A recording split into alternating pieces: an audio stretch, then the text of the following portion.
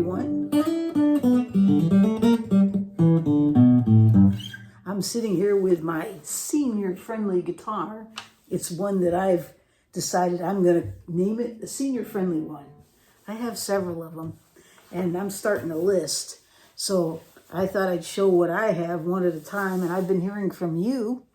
There's several of you out there that have shared ideas like the Taylor Mini and the Baby Taylor, and there were some Yamahas that were out there that were mentioned. Gretsch had a guitar that somebody had mentioned. There's just several of them. It really comes down to being lightweight, small body, easy on the action, and the scale of the guitar, the neck in terms of the wideness of the nut. Some of that varies from person to person depending on their hand, their comfort level. But I think there's one thing that's common, and that is that the guitar has a small body size. And this is one of them. This is the Sheeran by Lowden. And I like it because it has that bevel. See that bevel there?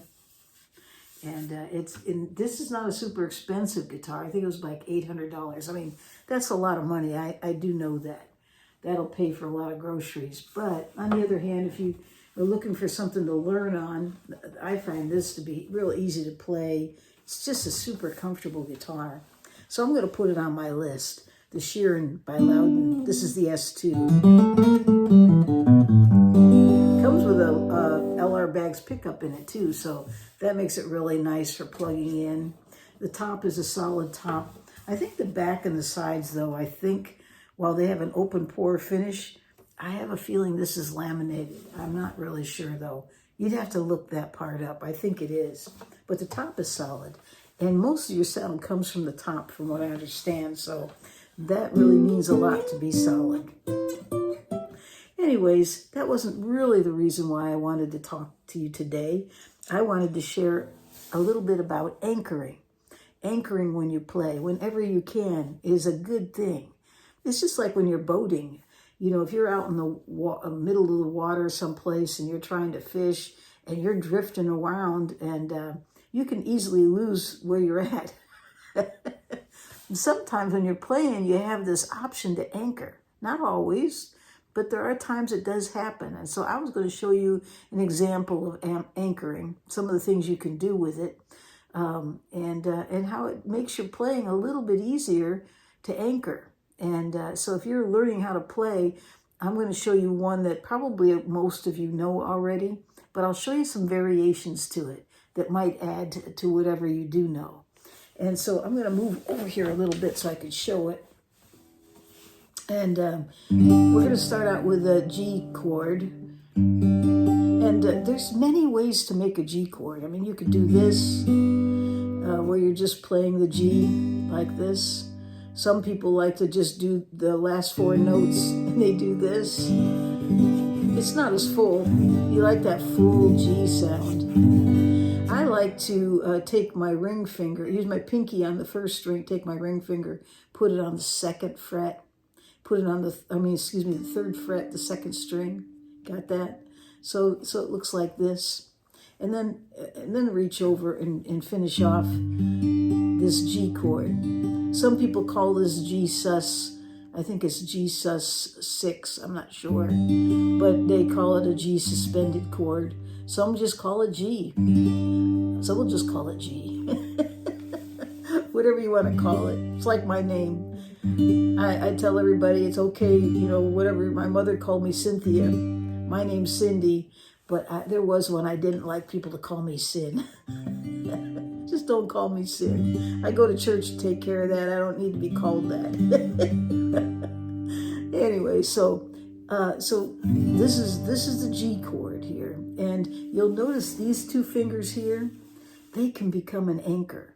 And if you leave them there when you're playing for just these chords that I'm going to show you, it really helps a whole lot to move around and transition from chord to chord, especially if you're learning, okay? Now, this is the G chord, but did you know if you just slide these two fingers up here, you're in the family of a C chord. Some people call it a C9. You know, again, it's a name, but it's in the family of the C chord. So you can actually be playing and go to C just by sliding over. But you'll notice I didn't move these. They're anchored. They're told to stay there. Stay. Like Bernice, my dog, I tell her to stay. She doesn't stay there for long. These might not stay there for long, but they're staying. Okay, so we're having them stay because we're just going to rest here between the C and the G, just by moving up back and forth. Isn't that great? Now, there's another thing you could throw in there. You could throw your E minor in there. And I'm just strumming here, folks. That's all I'm doing. And so you could take this finger and cover 2 strings at the 2nd fret, 5 and 4. So now you're doing an E minor. It's probably an E minor 7th. Okay, but it's an E minor nevertheless.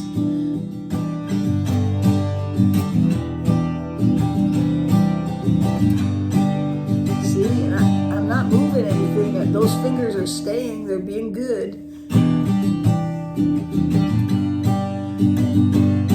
There's a lot of songs that call for G, C, and G minor. I mean E minor. I'll get it right. It's morning still. I did have my coffee though. Okay, so now we got this part down. So it's nice to throw a D in there so you have the 1, 4, 5, and the 6. And we're not going to get into that, but for those of you that know what I'm talking about, when you know these chords, G, C, D, and E minor, you can play so many songs. It's unbelievable how many songs. This land is your land, this land is my land, from California, New York Island. See what I mean? I mean, it just goes on. It's endless. That was a Woody Guthrie song, by the way. And it's, believe it or not, it's not in public domain. It has a copyright. I checked. Hey, it's 4th of July on Friday. We gotta be patriotic here, right? Okay. So we have the E minor chord there. Well, let's just move on a little bit from there. Okay, so we have G, C, E minor, and you notice when I was doing that, I picked up a D, but all I did was pick up this finger and move it right over here on the 2nd fret, 3rd string. Again, I didn't move this. Now that's a D sus4, okay? If you lift it up, I think it's a D2. Or you can put this finger down and play the D chord, right?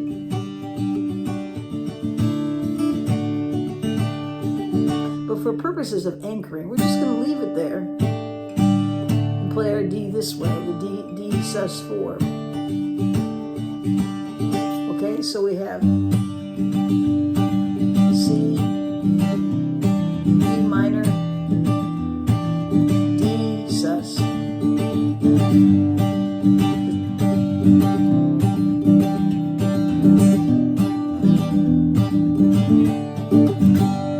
You'll notice I didn't move these fingers. I anchored. And so the anchor makes it easy so you can make the transition. You don't have to do as much work. It sounds great. It sounds nice and full. And it's just a variation. I'm not saying not to play it this way, because it sounds different this way to just play the normal chords where you pick up your fingers and move and transition from each one.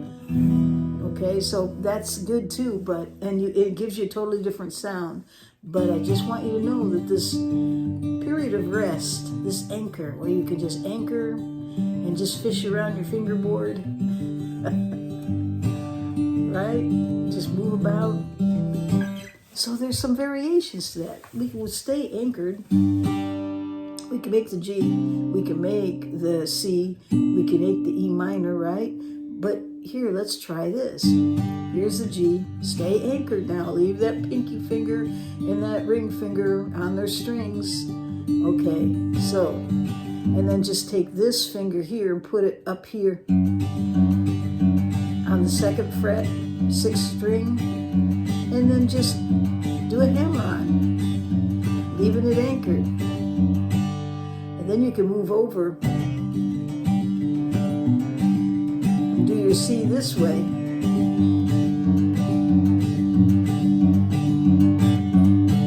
That's kind of neat, huh? So we've got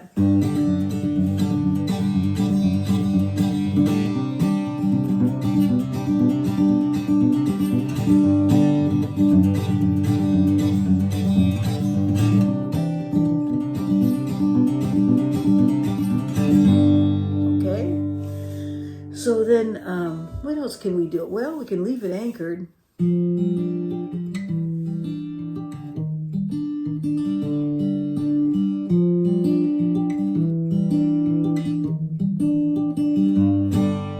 What did I just do there? Well, again, leave those fingers anchored. Ring finger on the 3rd fret, 2nd string, and pinky on the 1st string. Still, you're staying on that 3rd fret, okay? And so then I just take my middle finger and put it on the 4th string, 3rd fret, and I'm picking thumb, first finger, 2nd, and then, so 1, 2, and 3 string on strings 3, 2, 1.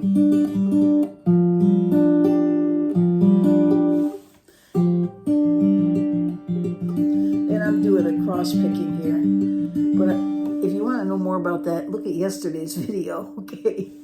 But for now, I'm just showing you that you can stay anchored and play, and then take this finger and play behind that. You're just walking back, and then, right? And then goes back to your G.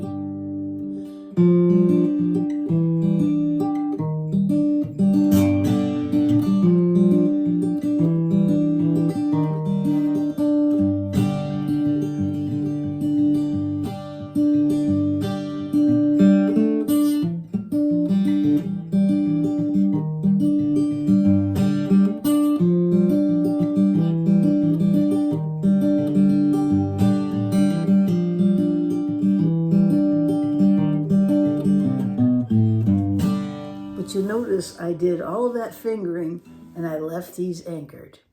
So that's what I wanted to share with you today. Try anchoring. Try some different things. Don't be afraid to move around.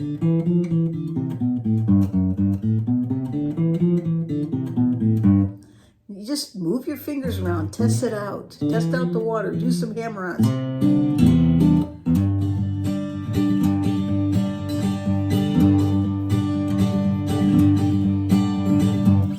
There's so much you can do, and yet you're staying anchored.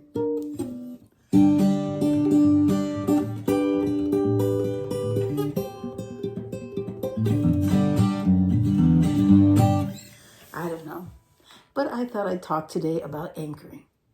So if you're out there boating today, don't forget your anchor. And if you're sitting around the campfire and you're playing This Land Is Your Land, don't forget your anchor. All right. I hope you have a great day or night wherever you are in this world.